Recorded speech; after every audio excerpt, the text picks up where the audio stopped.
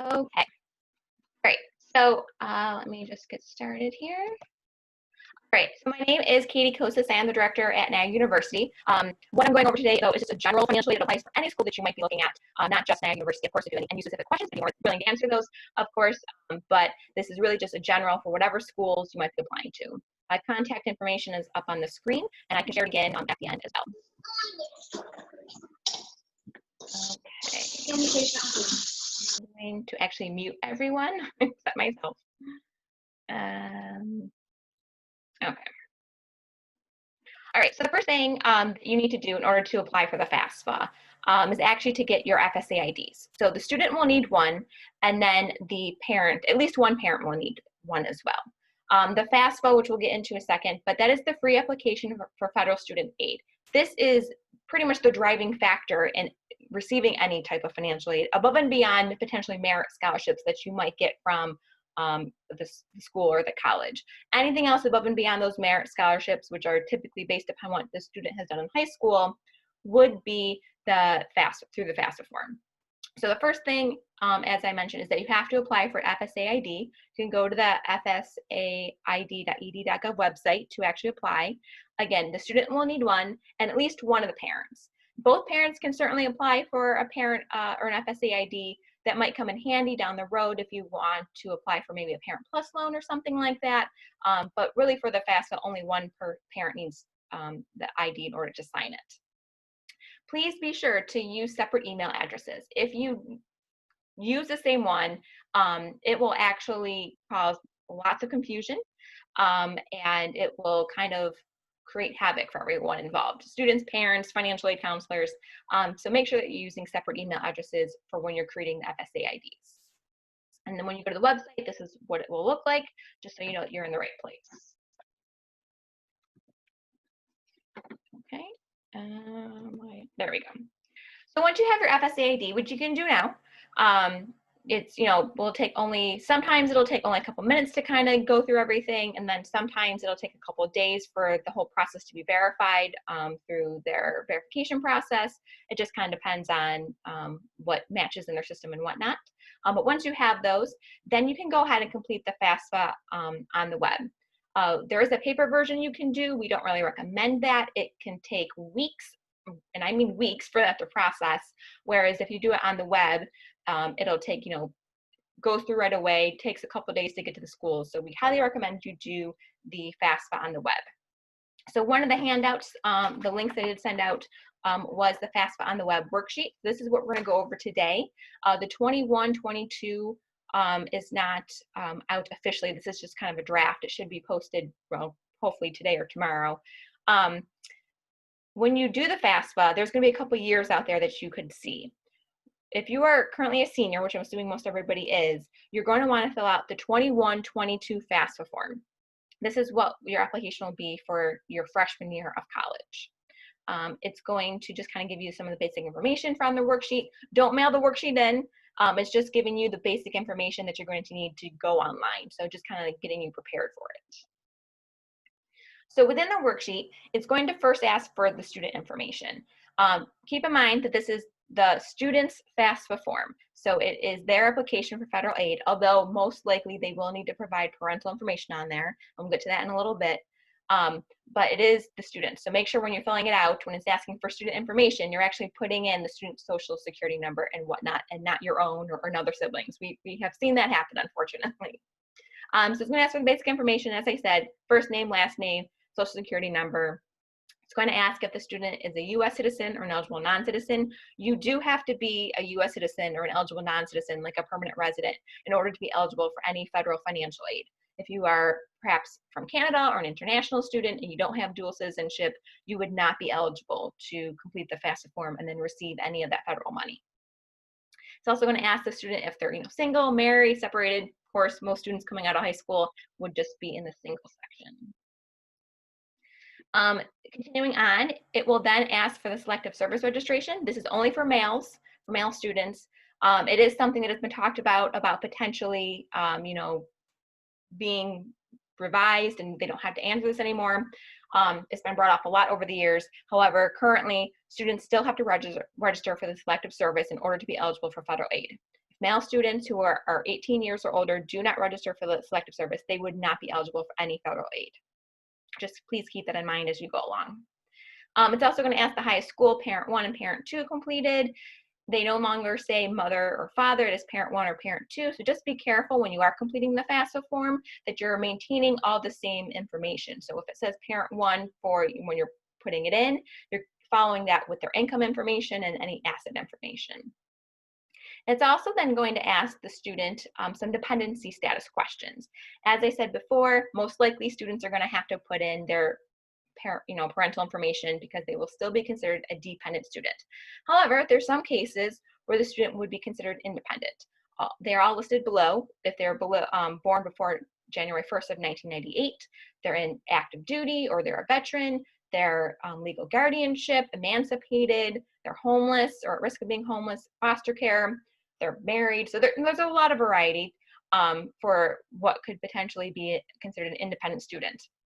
I just want to give a heads up to either the students or parents or guardians who might be on this call. If the student does check off that they're in legal guardianship, most likely the schools that they're applying to will ask for further documentation. Unfortunately, students sometimes check that box off and they don't really technically meet the qualifications, so schools will ask for additional information. So please be prepared to send in typically court documentation, anything that's legal through the courts, the police system, anything like that.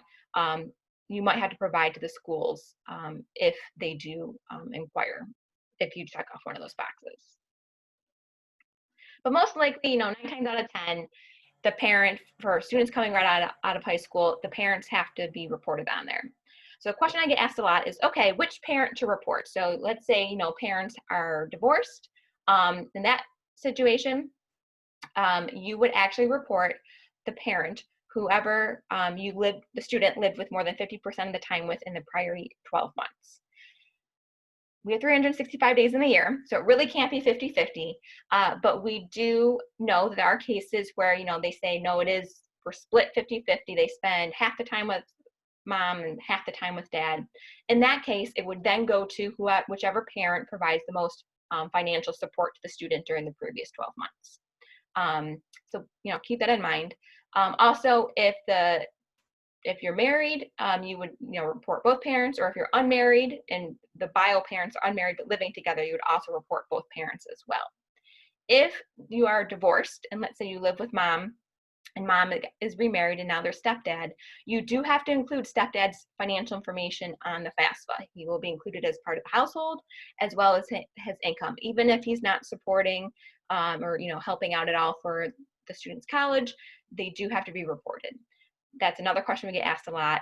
But yes, if the parent is remarried, you do have to put the step parent's information on there as well. So after you kind of get the basic student information aside and determine whether or not they're independent or dependent, it will then go into parent information. So we kind of went over before a little bit who's considered a parent and who you would put down. Again, notice parent 1 or parent 2, you got to keep those straight as you go along. It will then ask if the parent completed taxes for the 2019 year. So you're filling out the 21-22 FAFSA form, but all the income information is going to be based upon the 2019 tax year. Hopefully by now those taxes are completed. I know there were some extensions, of course, but hopefully now those are completed. If so, it will ask you if you would like to actually use the IRS data retrieval tool. We'll get to that in the next slide, but that will be an option that is offered to you. And what that does is it actually takes the information directly that's on file from the IRS and puts it right into the FAFSA form. So again, if you already completed taxes, you would check that and then answer the questions about the data retrieval tool. If you don't file taxes, that's fine. You just check that as well, saying that you're not going to file or we're not required to file. And then once you do transfer that information from the data retrieval tool, then ask what was the parents' income information for the stuff that hadn't been transferred over. AGI gets transferred over, taxes paid gets transferred over, education credits gets transferred over, but you'd actually have to break down the wages. So this is the slide showing that you would have to then break down, okay, what's on parent 1's W-2 form, what's on parent 2's W-2 form, and you have to break those down individually. Just a little heads up that if you do use the IRS data retrieval tool, it will not actually let you see what was being transferred over. And that's for security purposes. They used to, show everything, but because of security purposes, they no longer show the numbers that are being transferred over. You just kind of have to trust that it's correct, and that it worked. It does work. That's financial aid administrators can see the numbers that come over, but it would not show up on what you're viewing when you're filling it out. All right, it's also going to ask if in 2019 or 2020, anyone in the household received either Medicaid, SSI, SNAP benefits, which is also known as food stamps, free or reduced price school lunch, TANF, WIC. If anyone in the household received any one of those in either the 2019 or the 2020 year, you would, check that box off. There's a lot of skip logic involved on the FAFSA, so you might not have to answer all of these questions, but this is just giving you kind of a good breakdown of what you might have to answer. Sometimes depending upon your income, you might not have to answer additional questions. It just depends. But we just want you to be prepared to know that you might have to answer these. It's also going to ask if the parents, paid any child support, if they had any combat pay, if they received any child support, if you put any money towards your 401k in that tax year. Note that it's not the total amount of your 401k that they're asking for. You do not include that, but it would be if you made any contributions in 2019 towards your 401k. That's typically on your W-2 form, box 12, with those different codes. And also on the FAFSA, if you have any questions as you're going along, it actually, if there's, you can go to the question mark when you're on the FAFSA, and that will actually tell you exactly where to look at, what line item on the taxes, or where to go on your W-2 to pull that information. Now, based upon the information you put in, it's also going to ask, doesn't really go over this too much in the worksheet, but it also asks how many people are in the household, parent one, parent two, any siblings, and then the student. And it's also going to ask how many people are in college for the upcoming year. This does not include parents. So parents, if you are in college, in the upcoming year, you do not get to count yourselves as being in college on the FAFSA. It would be the student and then any of their siblings that are in college at the same time. Just kind of keep it in mind. So based upon all that information, number in household, number in college, the income information that was transferred over or plugged in, it will then potentially ask you about asset information. You might not have to, again, based upon skip logic, but be prepared to kind of have those numbers ready to go. For assets, this does differ from the tax year. So the tax and income information is based upon 2019.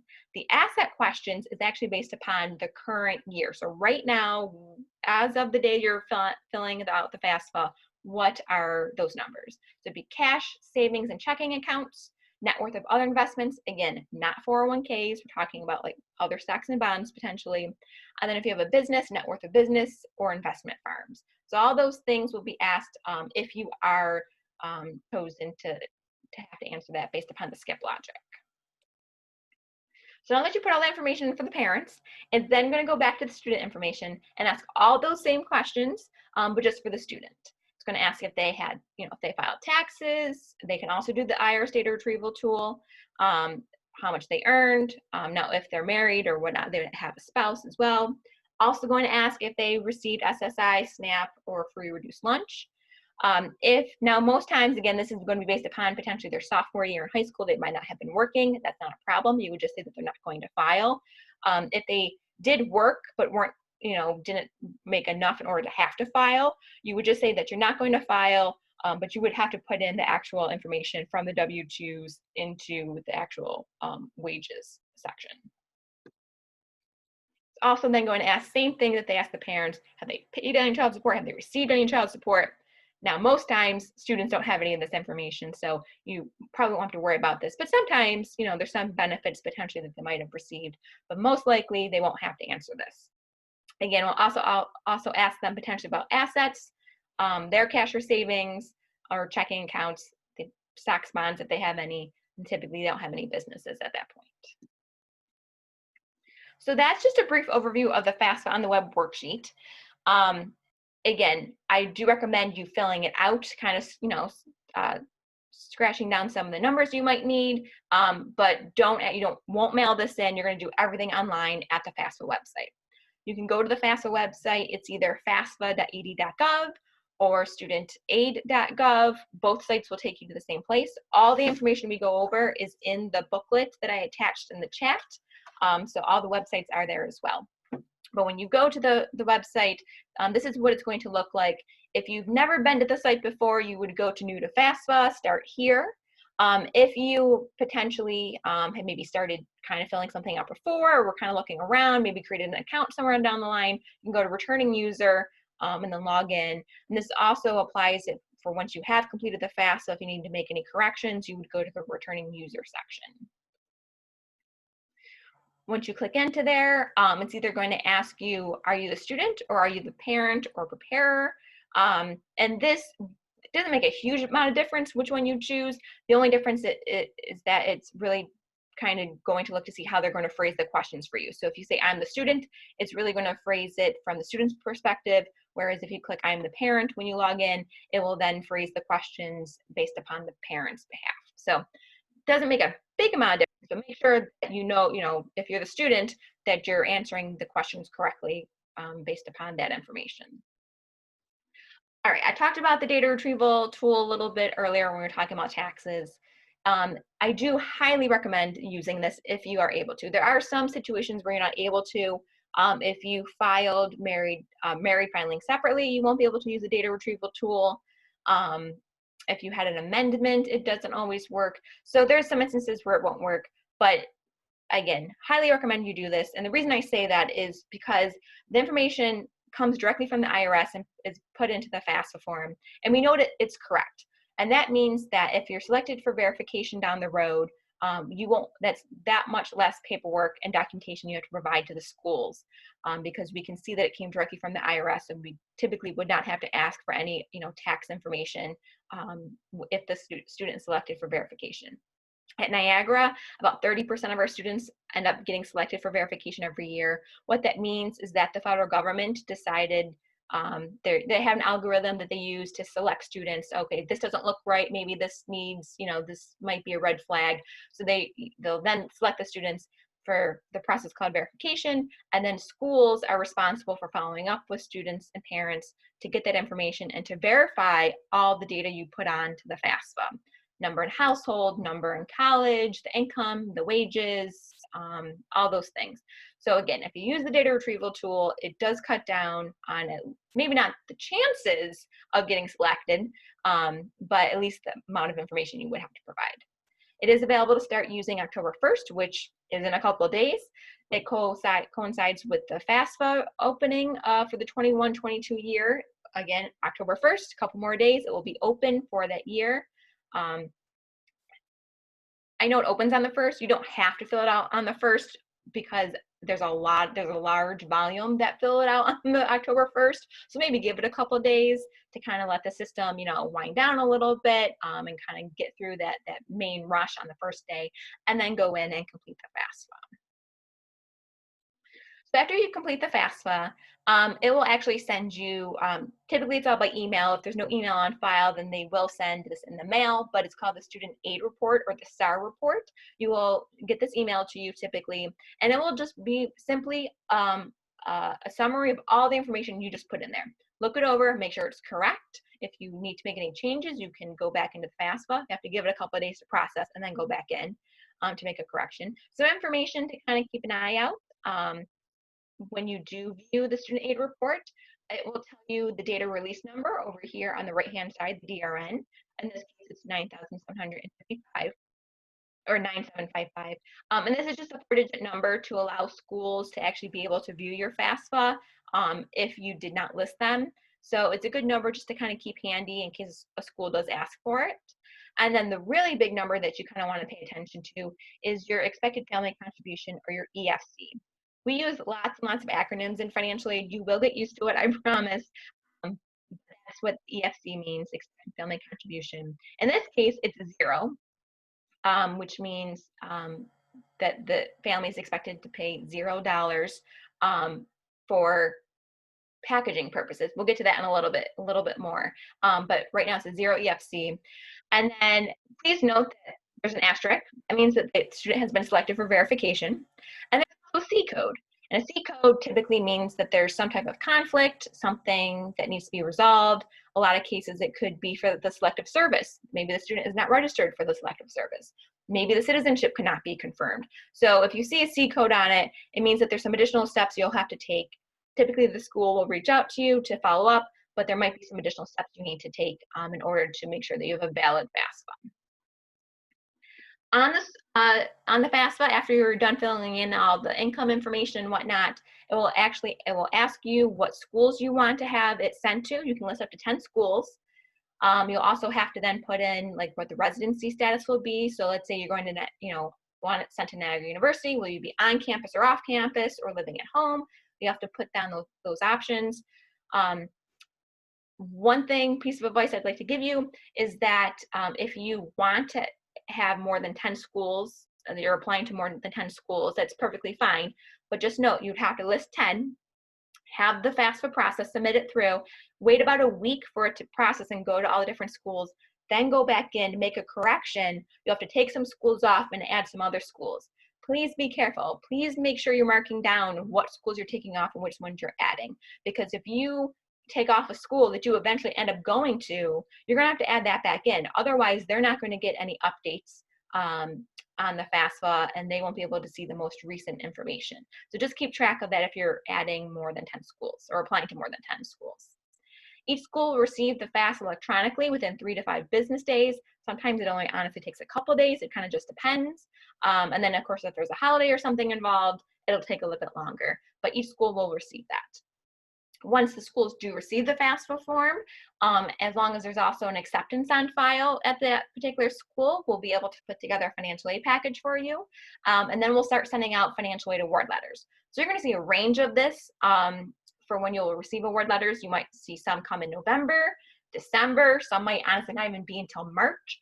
It really just depends on the school and how they have their policies and what they do. At Niagara, we send ours out early January, right after we get back from the Christmas break.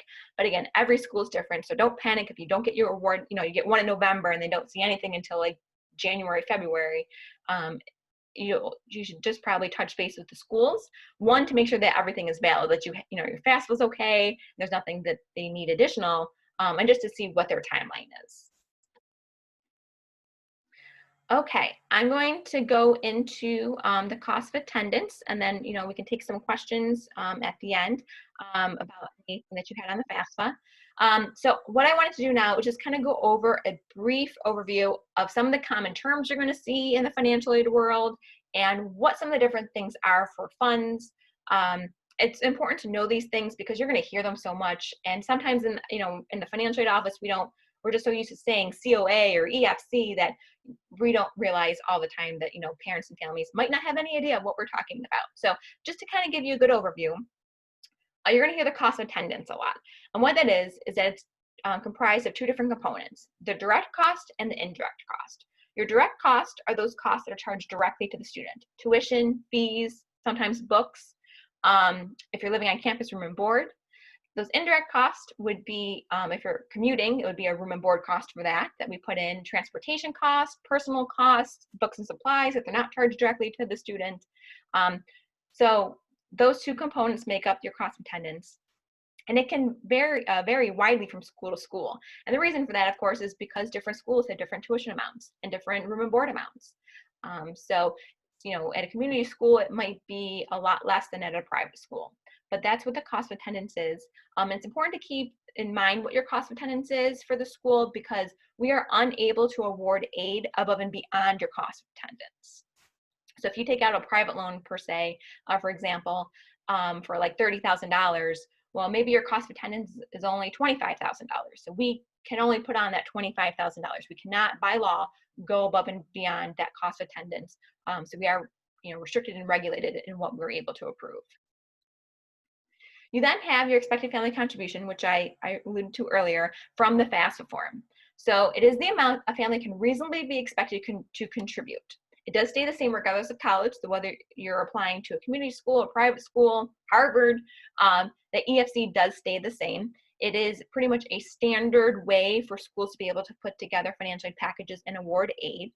It is based upon 2 components, the parent and the student, based again upon the income, the asset information, number in household, number in college. All those things go into the calculation on the federal side in order for them to process through your EFC. One thing I wanted to note, though, that I get asked a lot, okay, I have a 0 EFC. That means I'm not going to be paying anything for college. It's great. Well, maybe. So potentially if you're going to a community school or a state school, that might very well be the case, especially in New York if you're getting maybe your Pell Grant, your TAP Grant, which we'll get to in a little bit. Those might cover your tuition and fee charges, and you might not owe anything. But typically if you're going to a private school, even though you have a 0 EFC, most times we are not able to meet full need, and there would still be a balance. Please keep that in mind, because it sometimes can be a little bit misleading when students and parents see, oh, I have a 0 EFC, does not necessarily mean that you would not have a balance at that particular school. So we take your cost of attendance, we minus away your expected family contribution that's derived from the FAFSA form, and that remaining number is your financial need. And what that means is that we are able to package you with need-based aid up to that amount. Need-based aid can be Pell Grants, Opportunity Grants, TAP Grants, work study, subsidized loans. We'll get to all these in a little bit, but those are all need-based funds. So if you don't see those in your package, typically that means that you did not show any financial need based upon that calculation that we just went over. Once you do get your financial aid package, you're going to see a variety of funds and awards listed in there. So we're just going to go over kind of the different breakdowns of those. The first two, scholarships and grants. Free money, everyone wants that, of course. These could be your merit scholarships from a school based upon what you did in high school, athletic scholarships, Pell Grants, TAP Grants, need-based grants from the university or college that they award you. Again, all those, free money, don't have to pay those back, which is great. The next two things are what we call self-help aid. So the first one would be loans. When you do complete the FAFSA form, it is really the student's application for all federal financial aid, which includes the federal direct loans. These are loans in the student's name that they would have to pay back after graduation or after they stop attending. But it is, they're low interest loans, especially right now. They're only hovering around 2%, 2.5%, I believe. Right now, because of unfortunately everything that's going on, the interest rates are really low. So it is a low interest loan that students can take out to help them attend college, but they would have to pay that back after. And there's also employment. So this could be potentially work study, which is a federal program, federal work study, or maybe student employment on a college that's funded through their own funds. And in this case, a student would be awarded a certain amount, and they could work. At Niagara, I'm just going to use us for example. Our students typically work between 10 to 12 hours a week on campus somewhere, and they can use that money to either pay towards their account, or they can take it as a check and use it for whatever they wish. So those are like the four main different types of financial aid that you'll see within a financial aid package. The largest source of financial aid is really through the federal government, again through the FAFSA form. Then comes states. If you're attending a New York State school and you're a New York State resident, you would be potentially eligible for state scholarships and grants. They do have some merit-based ones, not a ton. There's a few out there. The most popular program is the TAP program. That's a tuition assistance program that is based upon income. There is the income cutoff. And then they also have Excelsior and ETA. We'll get to those in a little bit more when we get to the state section. Private sources. This could be, these are your outside private scholarships, including also civic organizations and churches. So like Community Foundation of Greater Buffalo, there's one for Rochester, there's one for Syracuse. These have, great resources. Wegmans has scholarships for their employees sometimes. So these are things that are outside of the federal government, the state government, and outside of the institution, who would also potentially provide grants and scholarships as well. The federal government, largest source of financial aid.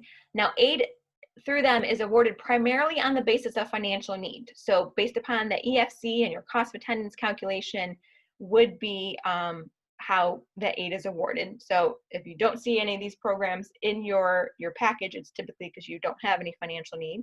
You do have to apply every single year using through the FAFSA in order to renew any of these grants. It is an annual process. So even though you might be super happy that you got it done for the first year, you do have to renew the FAFSA every single year. The good news is that once you go to the renewal process, a lot of it is really just updating information. It doesn't take as long to fill out. Some of the common federal aid programs you're going to see in the package, the Pell Grant's the largest. Although there's no specific income cutoff for this, it is based upon your financial contribution from the FAFSA. Right now, it's about, if your EFC is 5,200 or below, you would be eligible for the Pell Grant. That does range from about a couple $100 all the way up to about $6,300 for the year. There's the Teach Grant. This is specifically for students going into the education field. You do have to be going into specific fields, and you have to be working in a specific school, high-need school district, in order to be eligible for this, and in certain education majors. So this is something you'd want to talk to whatever school you're attending about, as they would approve it. Something to note, though, with the Teach Grant, even though it's a grant now, if you do not meet the qualifications down the road, it could potentially turn into an unsubsidized loan. So it's something to keep in mind as you're looking through those. There's the Opportunity Grant. So the Pell Grant I wanted to mention real quick it's an entitlement. So if you are eligible for this based upon your FAFSA, you would get that award. The Federal Opportunity Grant, you have to be Pell Grant eligible for this, but schools typically have a very limited amount available to award for that. So even though you might be technically eligible for it, you might not see it in your financial aid package, only because schools have very limited amounts of that to give out. Same thing with federal work study. It is based upon having financial need in your package. It is a federal program where, like I said, they have to work typically on campus and then have the money go towards either their account or just take a paycheck. Again, you have to have financial need, but most colleges have very limited numbers of work study positions. At Niagara, we only have about between 80 and 100 now, new positions every year that we can offer. So even though you might be financially eligible because you have financial need in your package, you might not see it only because of the limited number of jobs that schools do have. All right, so those are the grants and work study opportunities. Now you get into your subsidized, your unsubsidized loans. Again, your FAFSA application really is the application for those loans for the students. They are in the student's name. This difference is that the subsidized loan is when the government pays the interest on the loan while the student is in school. And the unsubsidized, they don't pay the interest while the student's in school. So it is accruing. Typically, it's, I like to say every 3 to 4 months, it's probably about like $30 or $40, depending upon the interest rate. Right now, interest rate's really low, so they're not that bad of loan. They're never really horrible loans, but it's not, because the interest rate is so low right now, it's not that bad to have taken out. Again, those are in the student's name. They are loans. They would have to pay them back after the student graduates. They have a 6-month grace period on that, and then they would have to start paying those back. There is a cap on those. So for freshman students, it would be a cap of $5,500 total, whether it's sub or unsubsidized. But together, they can only be $5,500. It goes up to $6,500 as a sophomore, and then your junior and senior years, it's capped at $7,500 per year. Another option is also Plus loan. This is a loan, but it's actually a parent loan. It's in the parent's name. So students can apply for it. One of the parents would apply for it using their FSA ID that they created. It is based solely on credit score. So if you aren't working right now, but you have a good credit score, you could still get approved for it. Something to note about the Plus loan is that if you apply for it and get denied, the student would automatically receive an additional $4,000 unsubsidized loan in their name. So that's one of the different benefits for that Plus loan that's out there. Typically, you won't see the Plus loan just plopped into your financial aid package. Some schools do. I personally don't recommend, I don't like that. We don't at Niagara, but you might see it in their financial aid package as something you could potentially do. But most times you won't see it in your package. It's something you'd have to apply for after you receive all of your other aid. All right, moving on to the states. So I touched on it a little bit, but if you are a New York State resident attending a New York State school, like I said, you might be eligible for the New York State awards. The most popular program is the TAP program. Now there is an income cutoff for that. Your between student and parent income for 2019, your New York State net taxable income has to be below $80,000 for the TAP grant. keep in mind that it's New York State net taxable income, not your federal. So they do use two different things on that. Again, sometimes the state has merit-based awards as well that students can apply for, but typically they're based upon need. It does use information directly from the FAFSA. So at the very end of your FAFSA, after you've completed everything, the last, it'll say, congratulations, you submitted your FAFSA. It will then have this little link that says, would you like to transfer your information from your FAFSA to your state application? I highly recommend doing that. Yes, it does take a little bit longer, adds on to your time that you'd have to fill out, be at the computer and fill it out. But the benefit of this is that it would automatically transfer the information right then and there into the state application, and it's one less thing you have to do. If you don't fill it out at that time, it's okay, not a big deal, but you would have to wait about a week for the FAFSA to process to send its information over to the state, and then you have to go to the state website, which is hesc.ny.gov. We'll get that's in the booklet as well. You'd have to go directly to that website and complete the application from scratch. There is no like, oh, let's find it from the FAFSA. You kind of only have one shot to transfer it from the FAFSA to your state application. Otherwise, you have to do it manually. It takes a little bit more time. So kind of keep an eye on that when you're doing it. Also with the state is also the, New York State at least, is the Excelsior Scholarship, an ETA, which is Enhanced Tuition Award. Right now, the income cutoff for that is $125,000 for in order to be eligible for a state school, or private schools as well. For a state school, the Excelsior program would pay for your tuition minus any TAP grant or Pell Grant or any other scholarships that go directly towards tuition. So you honestly, if you have a 0 EFC, you might already be getting tuition paid for at a state school, and you wouldn't really technically qualify for Excelsior because you're already getting it. But if you're kind of in that middle of the ground with income-wise, this would potentially be a benefit. There are a lot of criteria that you need to meet. You need to be completing 15 credit hours each semester. You need to stay on track.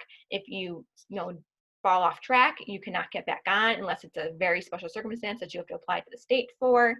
If you also have to live in New York State for after graduation for the number of years you received the grant. So if you received it for 4 years, you have to stay in New York State for 4 years post-graduation, or else it turns into a loan. It is an interest-free loan though. So there's just a lot of things to think about. I would definitely contact research on the state website or contact the financial aid offices that you're looking at for the state schools if you have any questions on the Excelsior program. Someone did ask earlier if the income level was going to go up above and beyond $125,000. At the moment, I do know that they did put a proposal through to, I think, to bump it up to like 130, 135, but as far as I know, that did not pass as of yet. So at the moment, it's still $125,000 for the adjusted gross income. In ETA, which is the private school version of Excelsior, this does not cover full tuition. It's capped at $6,000 minus any TAP grant that the student might be receiving. Just know that there's not a ton of private schools that do participate. Niagara did for a couple years, but we did stop doing it just because it was a lot for our students to keep up with. And it wasn't, the money came in so late, it wasn't really helping them, for when they needed it. So we just decided not to do it for the past couple of years, but some schools still do, of course, so you will want to check that list out on the state website as well. Okay, already touched on this a little bit before, but as I said, private sources, Community Foundation of Greater Buffalo is something I really recommend. I have seen students receive between $500 to $6,000 from them, so it's a great resource.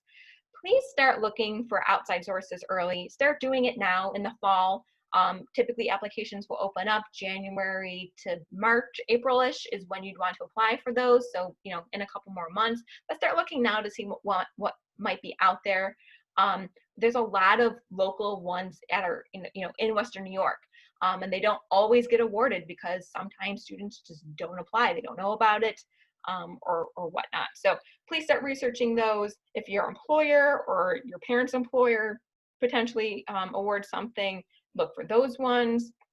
Look at the different schools you're applying to. Here at Niagara, we do have like our own endowed scholarship system that students can look for. And we also include a lot of local private sources as well. I know that the students might not want to write that essay that goes with it.